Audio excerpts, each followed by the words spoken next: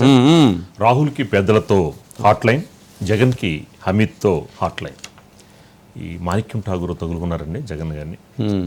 ఆయన ప్రేమిస్తున్నాడా? ఆయన ప్రేమించాడు కదా నిన్న. మరి ఆయన ప్రేమించుకున్నట్టుంటాడు.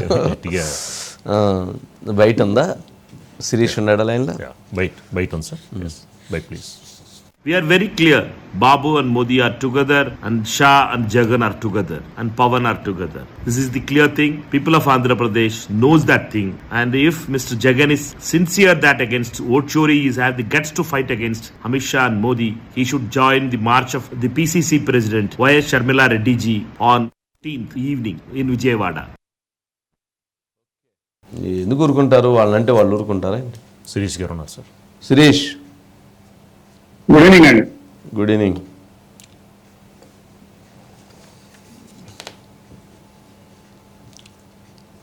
శిరీష్,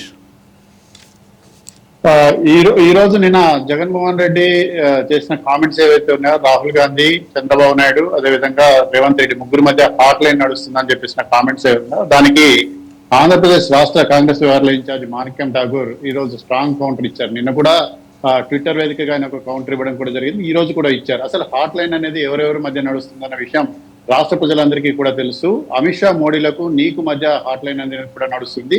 నువ్వు కాంగ్రెస్ పార్టీ గురించి, రాహుల్ గాంధీ గురించి మాట్లాడేవాడి అయ్యా అని చెప్పేసి కూడా చెప్పారు. అయితే గత ప్రభుత్వ హయాంలో నువ్వు చేసిన అవినీతి ఏదైతే ఉందో, లిక్కర్ స్కామ్ తో పాటు మిగిలిన అన్నిటిపైన కూడా అమిత్ షా మాట్లాడుతున్నారు, అదేవిధంగా బీజేపీ నేతలు మాట్లాడుతున్నారు. కానీ వాళ్ళని ఉద్దేశించి కానీ వాళ్ళకి వ్యతిరేకంగా కానీ ఇప్పటి వరకు కూడా నువ్వు ఒక్క మాట కూడా మాట్లాడలేదంటే నీ నిరాసక్తత అనేది, అంటే వాళ్ళంటే నీకు ఎంత భయం అనేది ఏ విధంగా ఉందనేది కూడా అర్థమవుతోంది. అయితే ఎప్పుడైనా కూడా నువ్వు మోడీని కానీ అమిత్ షాని కానీ విమర్శించావా?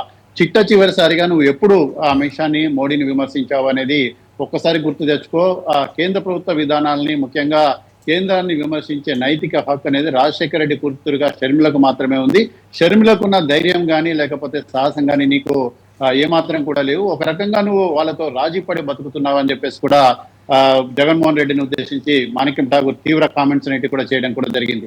సో ఓవరాల్ గా చూసినట్లయితే అసలు హాట్ లైన్ అనేది నీకు అమిత్ షాకి మధ్య నడుస్తుంది అని చెప్పేసి కూడా ఆయన సంచలన వ్యాఖ్యలు అనేవి కూడా చేశారు. సో దీనికి సంబంధించి ఇప్పటివరకు కూడా వైసీపీ నేతలు కానీ లేదంటే జగన్మోహన్ రెడ్డి వైపు నుంచి కానీ ఎటువంటి కౌంటర్ అనేది కూడా రాని పరిస్థితి అనేది కూడా కనపడుతోంది. సో ఎన్నిసార్లు నువ్వు ఢిల్లీకి వచ్చారు, ఎవరెవరిని కలుస్తావు, ఇప్పటికీ ఎవరికి మధ్య ఈ హాట్ లైన్ అనేది కూడా నడుస్తుందన్న విషయాన్ని ఒకసారి గుర్తు తెచ్చుకోవాలని చెప్పేసి కాంగ్రెస్ పార్టీ విచ్చుపడింది.